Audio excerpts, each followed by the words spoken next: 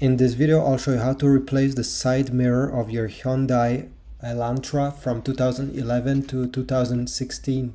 Take a flathead screwdriver, a knife, and we need to remove this panel. You see it's held by clips, so it may fly over like it did here. Next step is to unclip the connector for the power mirror.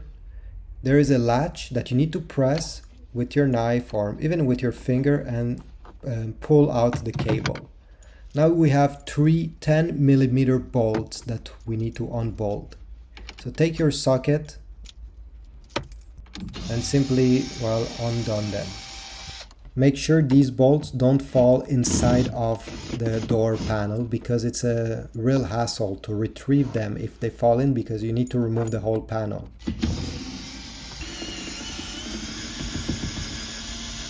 Once you remove the bolts, go outside and pull the mirror,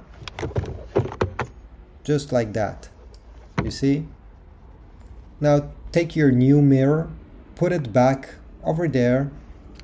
You simply need to put back the three 10mm bolts and connect the connector, and simply put the plastic panel hiding the bolts, and you'll be good to go. It's a very simple process. It's the same thing but in reverse.